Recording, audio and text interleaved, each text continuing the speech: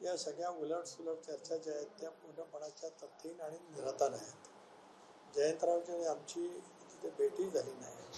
जयंतरावांनी त्या संदर्भातला खुलासा केला की त्यांनी माननीय मुख्यमंत्री महोदयांची वेळ कुठल्या कारणासाठी मागितली होती. मीच आपल्या वाहिन्यांच्या मार्फत त्यांचा खुलासा काल ऐकला की त्यांच्या विधानसभा मतदारसंघातील नगरपालिकेच्या नगराध्यक्षांच्या डिस्क्वालिफिकेशनच्या बद्दलचा काहीतरी मुद्दा होता असं त्यांनी काल खुलासा केला. जयंतराव सुद्धा 90 राज्याच्या राजकारणात आहेत, आमदार आहेत, मंत्री राहिले दीर्घकाळ. त्याच्यामुळे त्यांनी त्याच्याबद्दलची स्पष्ट भूमिका मांडली. बाकी मी आणि प्रफुल्लभाई आम्ही होतो, आमचे काही वेगळे विषय होते, त्या विषयावरती आमची चर्चा झाली. त्याच्यानंतर प्रफुल्लभाईंना जायचं होतं परदेशामध्ये, त्याप्रमाणे ते गेले.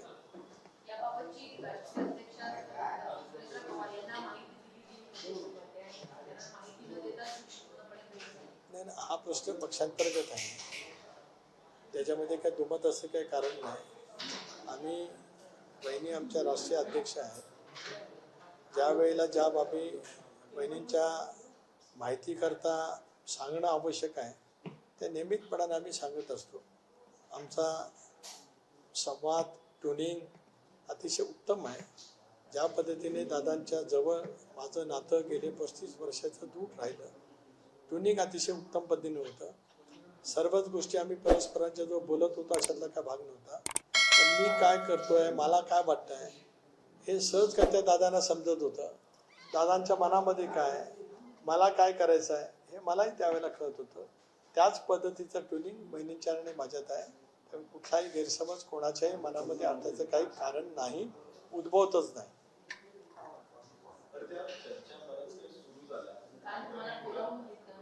नाही, बोलून घेतलं विचारलं वगैरे हा काय भाग नाही. नियमितपणाने आम्ही भेटत असतो. बोलून घेणं आणि विचारणं हा काय भाग नाही आमच्यात. We are having very good tuning. आम्ही परस्परांच्या संपर्कात नियमितपणाने असतो. काय बोलून घेतलं विचारलं गेलं असं नाही. आम्ही सगळे वरिष्ठ सहकारी त्या ठिकाणी बसलो होतो. अनेक बाबींच्या वरती चर्चा होती. 2 दिवस पूर्वी सोमवारी सुद्धा आम्ही भेटणार होतो, परंतु बहिणी त्याला बारामतीला गेल्या. बारामतीवरून सुद्धा त्यांचं माझं बोलणं झालेलं होतं.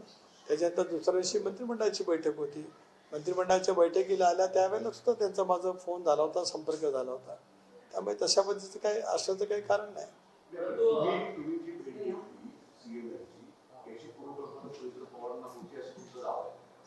बघा, मी खासदारी आहे. माझ्या लोकसभा मतदारसंघात अनेक विकासाची कामं असतात.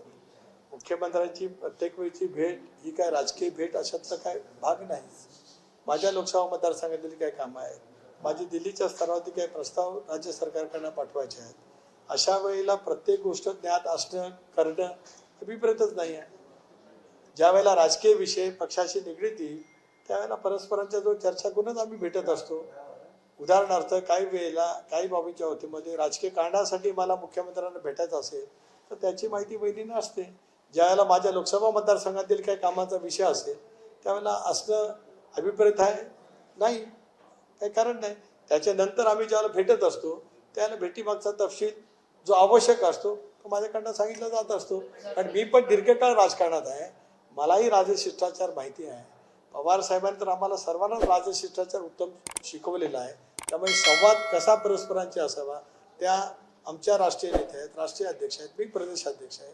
दीर्घकाळ वेगवेगळ्या पदांवरती मी काम केलेलं आहे. त्यामुळे एकमेकाचा सन्मान ट्युनिंग पक्ष मजबूतीने पुढे उभा करणं या बाबतीमध्ये आम्ही एकमताने काम करत असतो. आता नवीन शोध तुम्ही लावलाय अक्षय. असं हा पण विषय तुम्ही अविश्वास हा शब्द सुद्धा तुमच्याकडनं मी पहिल्यांदा ऐकतोय. मी कधी ऐकलेलं ना आमच्या पक्षात अविश्वासा विषय. आपल्याला काय कुठलं सूत्राकडनं माहिती असेल तर ते सूत्र मला कळू द्या, म्हणजे हो मलाही कळेल, माझ्या ज्ञानात भर पडेल. अविश्वास म्हणजे काय, असंवाद म्हणजे काय, म्हणजे मला सुद्धा त्या बाबतीची माहिती होईल.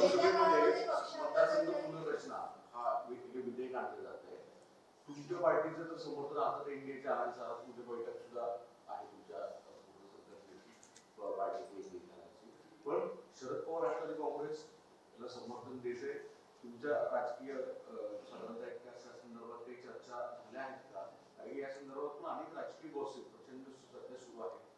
एक असं आहे की गेल्या अधिवेशनात ज्यावेळेला बिल आलं त्यावेळेला मी इंडियामध्ये आहे, आम्ही मतदान केलं आहे.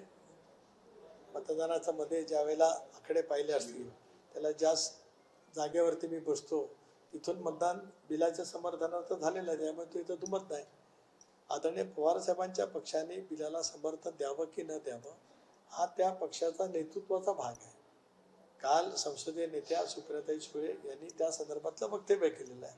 त्यांचा पक्ष आहे, त्यांचा त्या संदर्भातली जी काय भूमिका आहे, उलट त्याने त्याच्यातलं जे मी मांडलं ते ऐकलं आपल्या वाहिन्यांच्या मार्फत की त्या UPAच्या नेत्याची चर्चा करणार आहेत. एक बिल आल्याच्या नंतर त्याच्यात काय नेमका अंतर्भाव आहे ते बघणार आहेत आणि 24 तासात त्यांची भूमिका ते मांडणार आहेत. त्यामुळे त्यांची भूमिका स्वतंत्रपणाने मांडण्याचा जो अधिकार आहे त्याबद्दल ते मांडतील. ताई या 4थ्यांदा सभागृहात आहेत, उत्तम संसदपटू आहेत आणि पक्षाची भूमिका घेण्याची क्लॅरिटी त्यांच्या नेतृत्वाकडे त्यांच्याकडे आहे.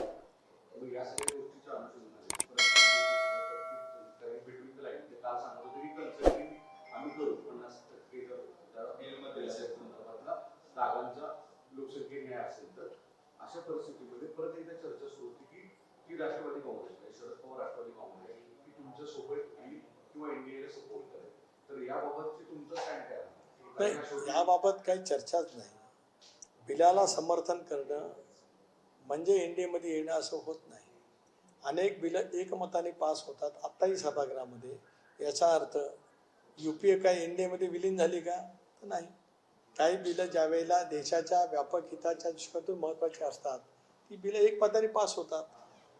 14 सालापासून मोदी साहेबांच्या नेतृत्वाखाली देशामध्ये सरकार आल्यापासून बरीपैकी बिलं ही एकमताने पास झालेत. काही बिलांच्या बाबतीमध्ये संयुक्त चिकित्सा समितीकडे जात असतं, जॉईंट सिलेक्ट कमिटीकडे जात असतं, त्याच्यातही सर्व पक्ष असतात आणि जॉईंट सिलेक्ट कमिटीकडून एकमताने आलेली बिलं सुद्धा एकमताने पास होतात. त्याच्यामुळे बिलाला समर्थन आणि मग एनडीएमध्ये सहभाग या दोन बाबी भिन्न आहेत. एक दुसरा पण प्रश्न विचारलात की त्यांचा दुसरी राजकीय भूमिका काय, तर ती एकदा ते नेतृत्व इतकं सक्षम असल्यामुळे त्याची स्पष्टता त्यांच्याकडनं मिळेल.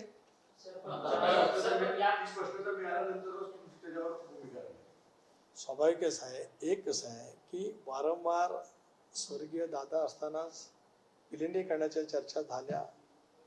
विलिनीकरणाच्या चर्चेचा अंतिम टप्प्यापर्यंत पोहोचल्या. मी अनेक वेळेला म्हटलं मला माहिती होतं, पण दुर्दैवाने दादांचं निधन झाल्याच्यानंतर विलिनीकरणाच्या चर्चाला पूर्णपणाने विराम मिळाला. काही दिवसापूर्वीच साहेबांच्या पक्षाची राज्य पातळीवरची बैठक झाली. त्यावेळेला कार्याध्यक्ष म्हणून सुप्रियाताई असतील, पक्षाध्यक्ष म्हणून शशिकांत शिंदे असतील, त्यांनी स्पष्टपणे सांगितले की आता विलिनीकरणाच्या चर्चेला पूर्ण विराम आहे. ही भूमिका स्पष्टपणे त्या ठिकाणी मांडली गेली. नव्याने काही ती चर्चा कुठे सुरू झालेली नाही. सुरू झालीच तर मग तो विषय, पण आज तरी कुठे सुरू झाल्याचं चित्र नाही.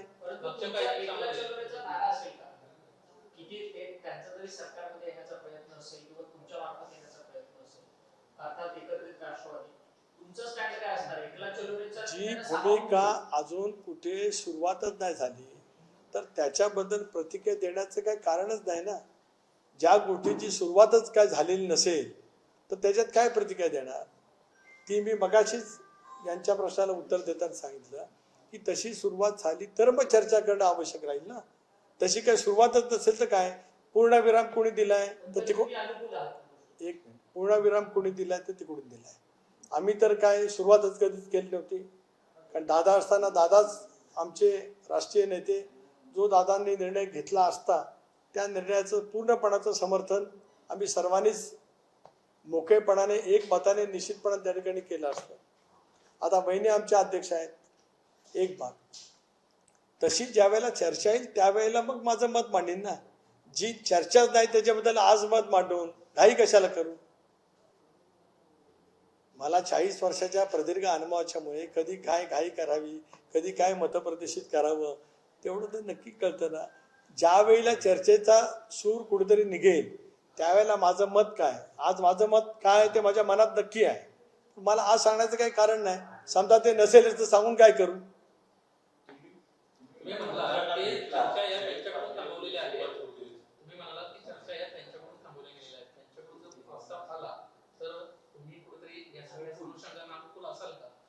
मी तेच म्हटलं, येणारच आहे की नाही प्रस्ताव याचीच माहिती नाही, तर मी अनुकूल आणि प्रतिकूलचा विषय काय येतो? सभागृहामध्ये ज्याला मतदान होतं, अनुकूल आहे का अनुकूल, त्याने हात वर करा, प्रतिकूल आहे का त्यांनी प्रतिकूल हात वर करावं, असं सभागृहात होतं. तसं काही नाही आहे इथे. इथे इथे एकेकाळी आम्ही सर्वांनी एकत्रित काम केलं. एक दादांच्या नेतृत्वाखाली आम्ही स्वच्छपणाची भूमिका घेतली की बहुजन समाजाचा व्यापक हित साधत असेल तर चव्हाण साहेबांनी जो विचार दिला तर त्याच्या अनुषंगाने आम्ही एनडीएमध्ये सहभागी झालो. महाराष्ट्रातल्या जनतेने त्याचं स्वागत केलं. आता मुद्दा आला विलिनीकरणाचा, तो दादा असताना चर्चा झाली, त्याच्याबद्दल होही म्हटलं, पण दादांच्या दुर्दैवी निधनाच्या नंतर तिथे इक्वेशनच सगळी बदलली.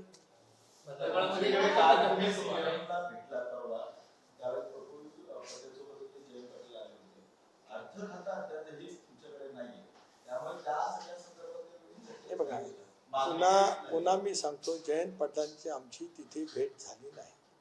त्यामुळे जयंत पाटील आले, आम्ही दोघे गेलो आणि अर्थ खात्याची चर्चा झाली. हे कुठलं तर्क मला काय कळलंच नाही. जयंत पाटलांचा काय संबंध? एक मिनिट जयंतरावचा काय संबंध? जयंतरावनी त्यांची भेट कशा कारणासाठी झाली स्पष्ट सांगितलं. जयंतराव सुद्धा वरिष्ठ नेते आहेत. ते सुद्धा एकत्रित राष्ट्रवादी काँग्रेस पक्षाचे दीर्घकाळ अध्यक्ष राहिले.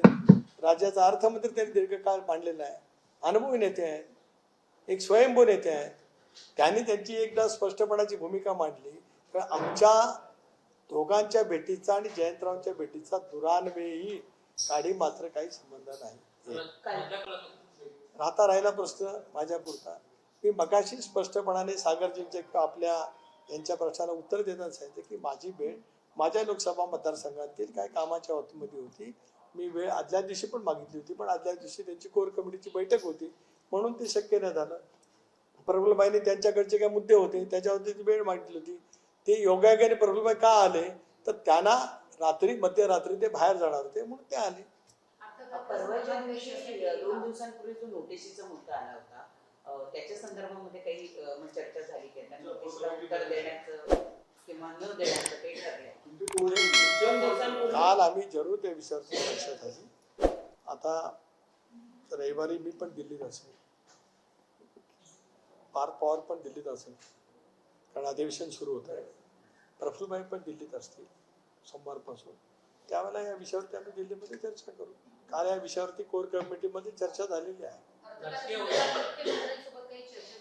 मुख्यमंत्र्यांच्या बरोबरती एकत्रितपणाने वहिनींच्या नेतृत्वाखाली आम्ही भेटणार आहोत. अनेक बाबींच्या वरती मुख्यमंत्र्यांच्या जो आम्हाला चर्चा करायची आहे त्या अनेक विषयांच्या मध्ये अनेक बाबींमध्ये अर्थ विभाग हा सुद्धा त्याच्यामध्ये आहे.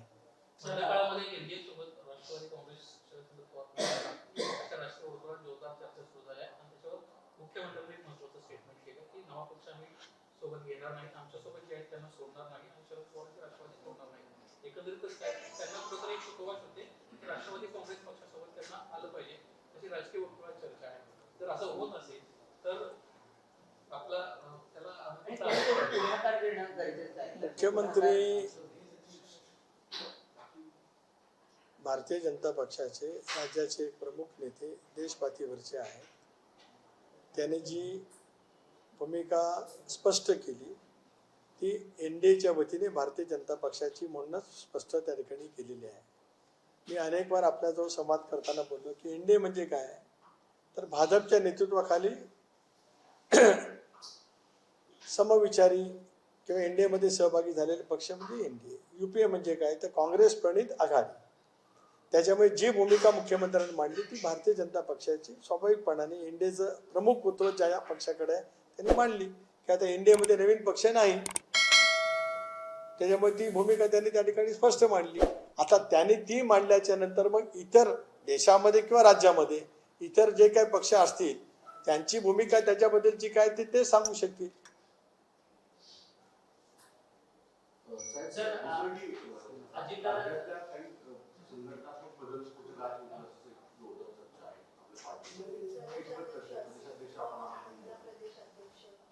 कुठले एक असं आहे की आज महिला प्रदेशाध्यक्ष पद रिक्त आहे. युवक मी संघटनेचं बोलतोय सीमाताई त्यांनी संघटनेचं म्हटलं युवक अध्यक्ष पद रिक्त आहे. विद्यार्थी संघटनेचं सुद्धा पद आज या पदावरती प्रशांत कदम काम करतात, पण ते त्या ठिकाणी दीर्घकाळ काम करतात. तो एक मुद्दा पक्षाच्या चर्चेमध्ये जरूर त्या ठिकाणी आहे. तिसरं, युवती संघटनेमध्ये सुद्धा संध्या सोनवणे काम करतात, पण त्याही संदर्भामध्ये पक्षामध्ये चर्चा सुरू आहे. शक्य आहे कदाचित त्या बाबतीमध्ये निर्णय पक्षाच्या कोर कमिटीमध्ये बसून होऊ शकतो. त्याही बाबतीमध्ये मधल्या कालावधीमध्ये चर्चा झाली, परंतु मग या सगळ्या निवडणुका लागल्याच्यामुळे त्याचं अंतिम स्वरूप होऊ शकलं नाही. लवकरच त्या बाबतीमध्ये आम्ही सगळेजण कोर ग्रुप म्हणून बसू आणि मुंबईच्या संदर्भातला निर्णय त्या ठिकाणी करू.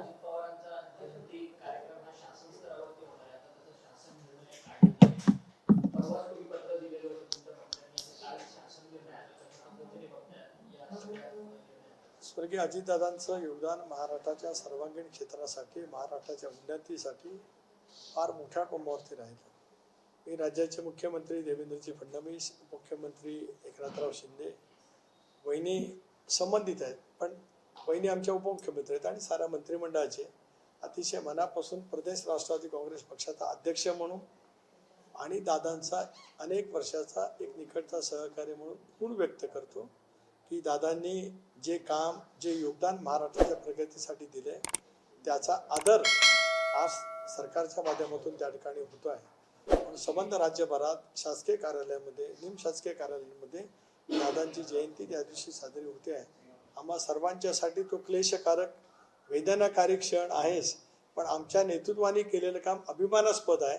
याचा सुद्धा आम्हाला सर्वांनाच एक वेगळ्या भावना आमच्या प्रत्येकाच्या मनामध्ये आहे. अजितदादांचा तुम्ही जयंती उत्सव सर्व राज्यभर साजरा करणार अशा पद्धतीचा कार्यक्रम आमदारांना सुद्धा दिला, परंतु आमदारांची, तुमच्या पक्षाच्या आमदारांची नाराजी पाहायला मिळते की तुमच्या पक्षाच्या नेत्यांकडनं असे निर्णय दिले गेलेले आहेत या जयंती कार्यक्रमामध्ये की अजित पवारांचा एकच फोटो जो आहे तो सेम फोटो सगळ्या मतदारसंघात बॅनरवरती लावावा, त्याचे जिओ टॅगिंग करावे वगैरे अशा पद्धतीचे काही निर्णय पक्षाच्या नेत्यांकडनं देण्यात आलेले आहेत. नाही, या संदर्भामध्ये पक्षाचे आमदार, माजी आमदार, खासदार यांची एक एकत्रित बैठक मंत्र्यांच्या सहित देवगिरी बंगल्यावरती 15 दिवसापूर्वी झाली.